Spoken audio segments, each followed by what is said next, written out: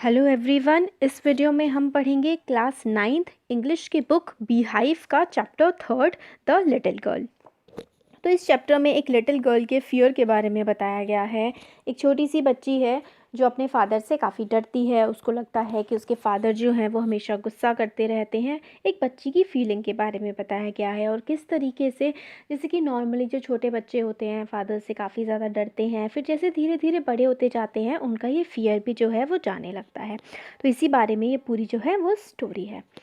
तो एक छोटी बच्ची के लिए, to a little girl he was a figure to be feared and avoided. एक छोटी बच्ची के लिए जो फादर की फिगर होती है, मतलब एक फादर होते हैं, एक ऐसे पर्सन होते हैं जिनसे डरना चाहिए। फियर्ड मतलब डरना चाहिए, अवॉइड मतलब जब वो आए तो वहाँ से मतलब हट जाना चाहिए, चले जाना चाहिए। ऐसी उस बच्चे के माइंड में जो है वो इमेज बनी थी। हर सुबह क्या होता था, जब वो काम पर जाते थे, वो उनके उस बच्ची के फादर जो हैं वो उसके रूम में आते थे, उसको एक किस करते थे और फिर बस वो अपने फादर को गुड बाय कहती थी। और उसको लगता था ओह फाइनली, मतलब एक रिलीफ मिल गया, अब फादर जो हैं वो चले गए हैं। जब उनके जो कैरेज की नॉइज़ है, मतलब जो जिस चीज़ में वो जाते थे वो कैरेज होता था, जब फेंट मतलब जब हल्की और हल्की होती जाती थी रोड पर जाते हुए, तब वो बच्ची जो है साई ऑफ रिलीफ मतलब शांति की सांस होती है ना, मतलब कि अब चलो ठीक है चले गए, अब कोई डर वाली बात नहीं है, तो वो उसको साई ऑफ रिलीफ तब मिलती थी। इवनिंग में जब उसके फादर आने वाले होते थे, वो स्टेयर केस मतलब सीढ़ियों के पास बिना किसी आवाज़ के जो है वो चुपचाप वहाँ पर खड़ी हो जाती थी। फिर स्टेयर केस के पास से आवाज़ आती थी कि अच्छा, मतलब इसमें ये है कि जो उसके फादर जब आते थे शाम को, तो सीढ़ियों के पास से आवाज़ आती थी कि जो चाय है वो ड्राइंग रूम में रख दो, और क्या अभी तक पेपर नहीं आया है। मदर जो है वो पेपर देखने लगती थी इधर उधर, और फिर वो कहते थे फादर कि मेरे जो स्लीपर्स हैं वो लेकर के आओ, ब्रिंग मी माई स्लीपर्स। तो यही सारी जो है शाम के टाइम का सीन होता था घर का। बच्ची का नाम था कैज़िया। तो कैज़िया को बुलाती है मदर। वो कहती हैं कि अगर तुम अच्छी बच्ची हो तो जो अपने पापा के हैं बूट्स वो निकाल दो, मतलब जो जूते हैं वो निकाल दो।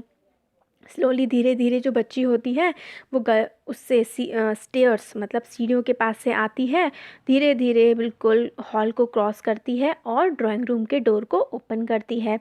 और इस टाइम तक उनके by that time he had his spectacles on and looked at her over them in a way that was terrifying to the little girl. तो इस टाइम तक जो है फादर ने अपने जो चश्मा वगैरह लगा रखा होता है और वो इस तरीके से बच्ची की तरफ देखते हैं कि बच्ची जो है वो देख करके काफ़ी ज़्यादा डर जाती है। फिर मम्मी बोलती है जैसे, well Kezia hurry up and pull off these boots and take them outside. क्या तुम आज अच्छी गर्ल रही? तो मतलब उसके, ये मम्मी नहीं सॉरी ये फादर बोलते हैं कैजिया से कि आज जो है जल्दी से मेरे जो बूट्स हैं उनको निकाल दो और इस रूम से बाहर ले जाओ। और ये भी पूछते हैं कि आज तुम एक गुड गर्ल रही, तुमने अच्छे से मतलब बिहेव किया? तो बच्ची जो है वो काफ़ी डर डर के बोलती है, आई डोंट नो फादर, मुझे नहीं पता। फिर फादर बोलते हैं, you don't know, if you stutter like that mother will have to take you to doctor. तो वो स्टटर मतलब थोड़ा सा ना रुक रुक के बोलना जो होता है उसको स्टटर करते हैं, स्टटर बोलते हैं। तो वो उसके फादर बोलते हैं, अगर तुम ऐसे ही स्टटर करती रहोगी तो तुम्हारी मम्मी को जो है तुम्हें डॉक्टर के पास लेकर के जाना पड़ेगा। तो वो जो बच्ची थी वो हमें मतलब किसी के भी सामने स्टटर नहीं करती थी, मतलब वो रुक रुक के नहीं बोलती थी किसी के भी सामने, वो सिर्फ अपने फादर के सामने ही जो है इस तरीके से बात करती थी। क्योंकि जब उसके फादर के सामने वो होती थी वो काफ़ी ज़्यादा डर जाती थी और उसके मुंह से वर्ड्स जो हैं वो बाहर निकलना उसको काफ़ी ज़्यादा मुश्किल लगता था। फिर वो बच्ची जो है वो काफ़ी ज़्यादा वेज्ड आउट, मतलब काफ़ी अनहैप्पी सी, दुखी सी लगती है। तो उससे पूछते हैं कि व्हाट्स द मैटर, मतलब क्या हुआ है, ये उससे पूछते हैं। फिर वो जो बच्ची ऐसी मतलब काफ़ी डरी डरी सी लग रही होती है, तो उसके फादर, उसको ऐसा लगता है कि जैसे कि इतनी ज़्यादा उसके फेस पे टेंशन है, जैसे कि on the brink of suicide वो हो, मतलब about to commit suicide. Brink का मतलब बिल्कुल ऐसा जैसे कि सुसाइड कमिट करने वाली हो, इतनी ज़्यादा जो बच्ची है वो दुखी लग रही होती है उस टाइम पे जब वो अपने फादर के आसपास होती है। फिर आके, here Kezia carry my tea cup back to the table carefully. फिर उसके फादर कहते हैं कि मतलब जो चाय का कप है वो टेबल के पास ध्यान से रख दो। बच्ची का क्या है ना, ये बहुत ज़्यादा डरी हुई होती है जब अपने फादर के आसपास होती है। उसे लगता है उसके फादर हमेशा उसे डांटेंगे या उसे डांट दिया तो क्या होगा, उसको ऐसा डर लगता रहता है। उसको अपने फादर को देख के लगता है कि वो कितने बड़े हैं, उनके हैंड्स कितने ज़्यादा बड़े से हैं, उनके हैंड्स, उनकी नेक और उनका जो माउथ है जब वो यॉन करते हैं, मतलब जब वाई लेते हैं तब वो कितना ज़्यादा बड़ा सा हो जाता है। उनके बारे में सोच के कि वो कितने ज़्यादा जाइंट हैं, कितने ज़्यादा बड़े हैं, वो बच्ची जो है वो डर जाती है। संडे की जो आफ्टरनून होती है, दोपहर के टाइम, ग्रैंड मदर उसको बच्ची को ड्राइंग रूम में भेजती हैं ताकि वो अपनी मदर से, मतलब मदर और फादर से, मतलब दोपहर के टाइम बात कर ले। मगर लिटिल गर्ल हमेशा मतलब अपनी माँ को क्या है, रीडिंग करते हुए पाती है और फादर को स्ट्रेच्ड आउट लेटे हुए पाती है सोफ़ा पे। उनका जो हैंडकरशिफ जो है, उनका रुमाल जो है वो उनके फेस पे होता है और उनके जो पैर होते हैं वो दूसरे कुशन पे होते हैं। इस तरीके का जो सीन होता है हमेशा उस बच्ची को दिखता है कि मदर जो है वो पढ़ रही हैं कुछ और फादर लेटे हुए हैं, मुंह पे रुमाल है और पैरों के पास उनके क्या है, कुशन है। और वो स्लीपिंग साउंडली एंड स्नोरिंग, मतलब बहुत ही गहरी नींद में सो रहे होते हैं। स्नोर करना मतलब होता है खर्राटे लेना, और वो खर्राटे ले रहे होते हैं। फिर वो बच्ची जो होती है वो स्टूल पे जा कर के बैठ जाती है। Gravely watched him until he woke and stretched and asked the time, then looked at her. फिर जो है वो उसके फादर जो है वो सोफ़े पे सो रहे होते हैं। फिर बच्ची चुपचाप जाके स्टूल पे बैठ जाती है, ग्रेवली ध्यान से देख रही होती है फादर को अपने, जब तक जैसे वो उठ नहीं जाते। फिर उठने के बाद खुद को स्ट्रेच करते हैं ना हम लोग हाथ पैर, फिर उससे पूछते हैं कि टाइम क्या हो गया है। फिर ऐसे बोलते हैं, don't stare so Kezia, you look like a little brown owl. फिर उससे बच्ची को ऐसे बोलते हैं वो कि मतलब ऐसे तुम घूर घूर के क्यों देख रही हो, तुम ऐसे देखती हो तो ऐसा लगता है कि तुम एक छोटे आउल होते हैं ना, उल्लू, उसके जैसी लगती है, जैसे उल्लू बड़ी बड़ी आँख करके देखता रहता है, ऐसी लगती हो। फिर एक दिन क्या होता है, उसकी जो one day when she was kept indoors with a cold, her grandmother told her that father's birthday was next week and suggested she should make him a pin cushion for a gift out of a beautiful piece of yellow silk. तो एक दिन बच्ची जो होती है उसको cold हो गया होता है, कोल्ड हो रहा होता है, इसलिए वो क्या है, अंदर ही रहती है, घर के अंदर होती है। तो उसकी जो ग्रैंड मदर है, बच्ची की दादी, वो कहती है कि फ़ादर का बर्थडे आने वाला है नेक्स्ट वीक, तो उसको सजेस्ट करती हैं गिफ्ट के तौर पर आप पिन कुशन आप एक बनाइए अपने फादर के लिए। एक ब्यूटीफुल जो सुंदर से सिल्क के, येलो कलर के सिल्क के कपड़े पे आप वो बनाओ अपने फादर के लिए, पिन कुशन बनाओ उससे। तो बहुत ही मेहनत से जो है वो बच्ची छोटी सी 3 साइड्स को स्टिच कर देती है और अच्छे से पूरा तो बना लेती है, मगर उसको ये समझ नहीं आता उस कुशन के अंदर वो फिल क्या करे, ये क्वेश्चन होता है। तो ग्रैंड मदर जो है वो बाहर होती हैं गार्डन में, वो अपनी मदर के बेडरूम में जाती है कुछ स्क्रैप्स, कोई फालतू सी चीज़ ढूंढने के लिए कि जो उस कुशन के अंदर भरी जा सके। फिर क्या होता है, बेड टेबल पे वो उसको दिखती हैं काफ़ी सारी शीट्स ऑफ पेपर। वो उनको उठाती है, उनको फाड़ती है छोटे छोटे पीसेस में और जो है जो उसका कुशन होता है उसमें फिल कर देती है और जो चौथी साइड होती है उसको भी बंद कर देती है। अब उस रात क्या होता है, ह्यू एंड क्राई, बहुत ही हल्ला सा मचा हुआ होता है पूरे घर में, कि मतलब गुस्से में बहुत ज़्यादा आवाज़ें हो रही होती हैं। फादर की जो स्पीच होती है, जो पोर्ट अथॉरिटी की होती है, पोर्ट अथॉरिटी के लिए उनकी कोई स्पीच होती है, वो खो गई होती है। रूम को सर्च किया जाता है, सर्वेंट से क्वेश्चन पूछे जाते हैं। फिर मदर जो है फाइनली कैजिया के रूम में जाती हैं। फिर कैजिया से वो पूछती हैं कि मतलब मैं सपोज़ कर रही हूँ कि तुमने कोई जो पेपर हैं टेबल पे जो रखे थे वो तुमने नहीं देखे होंगे। तो बच्ची बोलती है, हाँ मैंने देखे थे और मैंने I tore them up for my purpose, और मैंने उनको फाड़ भी दिया अपने काम के लिए। टोर का मतलब होता है फाड़ देना, और मैंने उन पेपर्स को जो है फाड़ दिया क्योंकि मेरे को उनकी ज़रूरत थी। फिर मदर स्क्रीम करती हैं, बहुत तेज़ चिल्लाती हैं। फिर उनको गुस्सा आता है। फिर वो कहती हैं कि सीधे जो है तुम डाइनिंग रूम में आ जाओ तुरंत नीचे उतर करके। फिर उसको ड्रैग डाउन मतलब खींच करके लेके आया जाता है जहाँ पर उसके फादर होते हैं, और बच्ची जो है काफ़ी ज़्यादा इस बात से डरी हुई होती है। फिर फादर जो है वो शार्पली, बहुत ही मतलब तेज़ी से बोलते हैं। मदर जो है एक्सप्लेन करती हैं कि क्या हुई, और बच्ची जो है वो बेचारी चुपचाप स्टेयर करती हुई इधर उधर घूर रही होती है सब पर, चुपचाप वहाँ पे खड़ी होती है। फिर वो उससे पूछते हैं क्या तुमने ये किया, वो नो नो करती है, मना करती है, धीरे धीरे बड़बड़ाती है। फिर मदर जो है उसके रूम में जाती हैं और जो उसने किया होता है, टुकड़े वगैरह बनाए होते हैं और मतलब पूरा पता लग जाता है। फिर बच्ची को जो है रूम में भेज देते हैं। फिर वो कहती है कि आगे क्या होता है। मतलब वो बच्ची ने गलती से वही इंपॉर्टेंट पेपर्स जो है ना वो फाड़ दिए होते हैं और उनको फाड़ करके क्वेश्चन में भर दिया होता है। फिर जब मम्मी पूछती है उससे तो वो कह देती है हाँ मैंने किया, बट जब पता लगता है कि पापा के पास जाना है तो बहुत ज़्यादा वो डर जाती है। और फिर जब उससे पूछते तो कहती है नहीं नहीं, फिर काफ़ी ज़्यादा रोने वोने वो लगती है। फिर crying too much to explain, she lay in the shadowed room watching the evening light make a sad little pattern on the floor। फिर वो काफ़ी दुखी सी होती है, अपने रूम में होती है। फिर इसमें है कि इवनिंग की शाम की जो रोशनी होती है वो उसके फ्लोर पर एक पैटर्न सा बना रही होती है जो काफ़ी दुखी लग रहा होता है। फिर उसके जो फादर होते हैं वो उसके रूम में आते हैं एक रूलर के साथ, डंडे के साथ आते हैं अपने हाथ में लेकर के।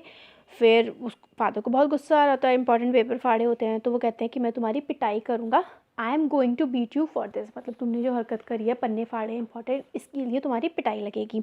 25 चिल्ला रही होती है नहीं नहीं, और अपने जो बेड क्लोथ हैं, जो होते हैं ना चादर होती है बेड क्लोथ बोलते हैं, उसमें वो छुप जाती है। और फिर फादर निकालते हैं, वो कहते हैं सिट अप, यहाँ पे बैठो, ऑर्डर करते हैं अपने हाथ फोल्ड करो, यू मस्ट बी टॉट, कि मतलब तुम्हारी पिटाई करके तुम्हें लेसन सिखाया जाना चाहिए कि दूसरों की चीज़ों को नहीं छूते हैं। मतलब do not touch those things that do not belong to you, जो चीज़ें तुम्हें बिलोंग नहीं करती हैं उनको तुम्हें जो है वो टच नहीं करना चाहिए। फिर बोलती है बच्ची but it was your birthday. फिर रूलर जो है उसके लिटिल छोटे छोटे हाथों पर आ जाता है और उसकी पिटाई हो जाती है। बच्ची बोल नहीं पाती, बता नहीं पाती कि मतलब आपके बर्थडे के लिए ही जो प्रेजेंट है उसके लिए ही करना पड़ा।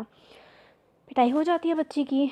फिर कुछ घंटों बाद जो है ग्रैंड मदर अपने शॉल को रैप करते हुए वहाँ पर आती हैं उसके पास और बच्ची के पास आकर के बैठ जाती हैं। फिर वो बच्ची जो है मदर उससे ग्रैंड मदर से पूछती हैं कि गॉड ने फादर्स को क्यों बनाया है। स्टॉप करते हुए मतलब रोते रोते पूछती है कि फादर को क्यों बनाया है गॉड ने। फिर ग्रैंड मदर जो होती हैं वो क्लीन हैंकी देती हैं बच्ची को और कहती हैं कि अपनी नोज़ जो है इसे साफ़ कर लो, सो जाओ, और सुबह जब तुम सो करके उठोगी तो ये सारी की सारी बातें जो हैं वो तुम भूल जाओगी। बट वो कहती है कि मैंने फ़ादर को एक्सप्लेन करने का ट्राई किया मगर उन्होंने मतलब बिल्कुल भी मुझे नहीं सुना। फिर बच्ची ये भी बोलती है कि मैंने फ़ादर ने नहीं सुना। ग्रैंड मदर बोलती है कि आज जो है आज तुम्हारे फ़ादर काफ़ी नाराज़ हैं, बाद में तुम उन्हें ये बात एक्सप्लेन कर सकती हो। मगर बच्ची जो है वो कभी भी इस बात को नहीं भूली। नेक्स्ट टाइम क्या है, उसने जब अपने फ़ादर को देखा क्विकली जो है वो उनके सामने जैसे ही आए उसने अपने हाथ जो है वो बिल्कुल अपने पीछे की साइड वो कर लिए और उसके चीक्स जो हैं वो भी एकदम रेड कलर के हो गए। उसको डर लग गया मतलब अपने फादर को देख के। मैकडॉनल्ड्स थे, मिस्टर मैकडॉनल्ड वो बिल्कुल नेक्स्ट डोर रहते थे। उनके 5 बच्चे थे और उनके घर के बीच में फेंसिंग में ना गैप था, तो वो देखती थी कि जो है वो जो उसके मिस्टर मैकडॉनल्ड्स जो हैं वो अपने बच्चों के साथ खेलते रहते हैं।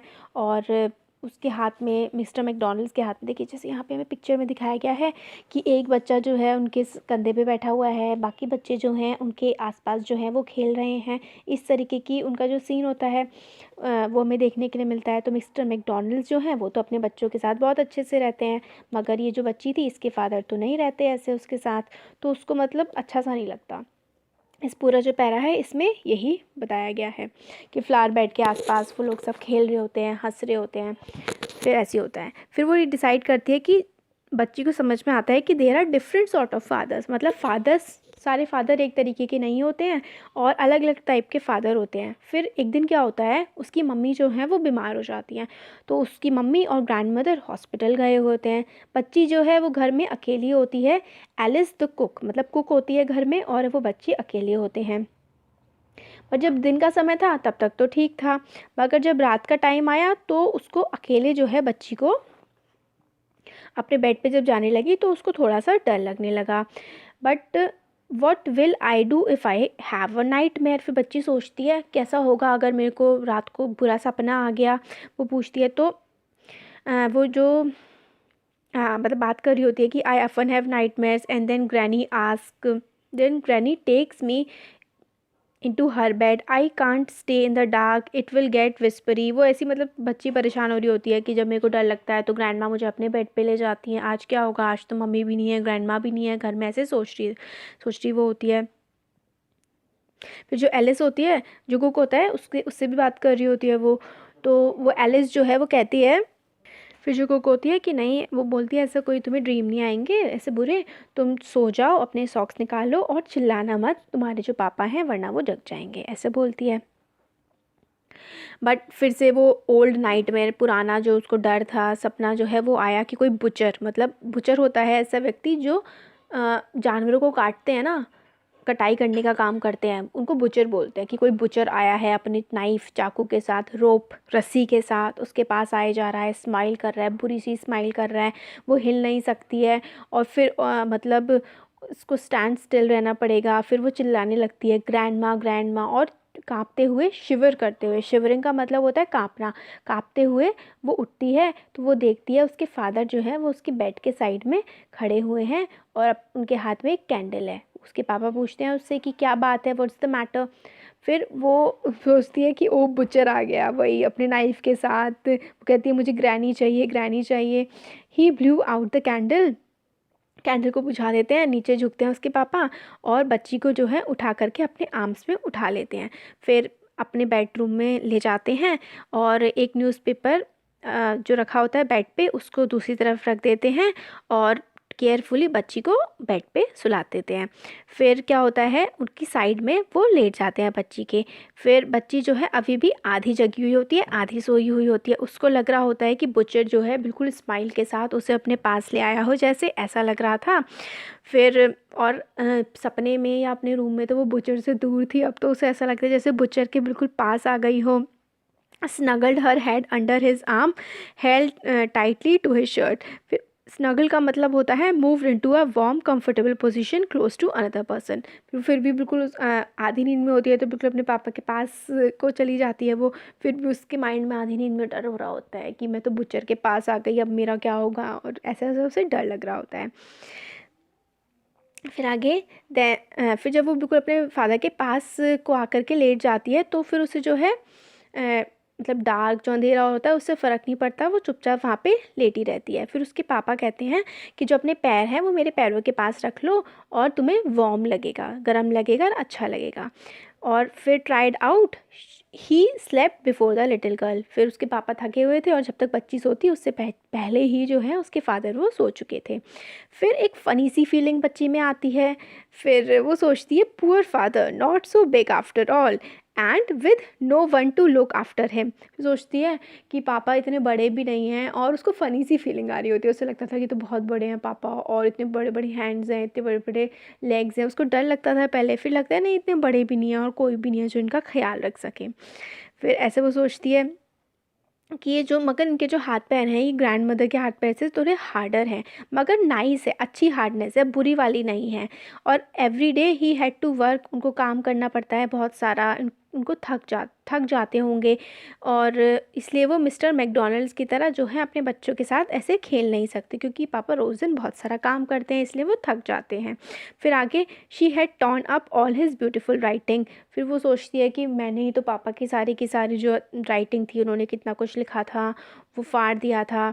फिर उसको एकदम से सडनली समझ में आता है कि उसकी गलती थी। फिर वो साय करती है, थोड़ी जम्वाई टाइप की लेती है। फिर वो उसके जम्वाई तो वो होता है कि नींद में आना, फिर एक साई करना कि हाँ मेरी गलती है, वो वाला रियलाइजेशन। फिर एकदम से उसके फादर जो है वो उठ जाते हैं, उससे पूछते हैं क्या हुआ, अनदर ड्रीम, कोई और ड्रीम आया है क्या तुम्हें। फिर वो कहती है oh said the little girl my hands on your heart.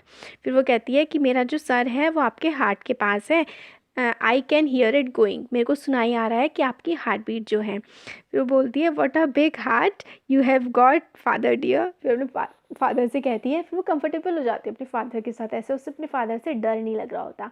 फिर उस कहती है आपके जो हार्ट बीट है वो मेरे को सुनाई आ रही है, आपका हार्ट कितना ज़्यादा बड़ा है, ऐसे करके वो अपने फादर से बोलती है। तो इसमें बस यही है कि एक छोटी बच्ची जो है, चाइल्ड का फियर अपने पापा से है, वो डरती है, उसका पूरा जो फियर है वो इस चैप्टर में बताया गया है। फिर लास्ट में आते आते उसको समझ में आने लगता है कि उसकी गलती थी, अगर उसकी मार भी पड़ी अपने फादर से तो क्योंकि उसने पेपर्स फाड़ दिए थे। इतने भी पापा जो हैं वो टफ़ नहीं हैं और इतने भी ज़्यादा बड़े नहीं हैं और इतने स्ट्रिक्ट नहीं हैं। फिर बाद में उसे अच्छा लगता है अपने फादर के साथ टाइम। तो ये चैप्टर हो गया है कंप्लीट। Thank you.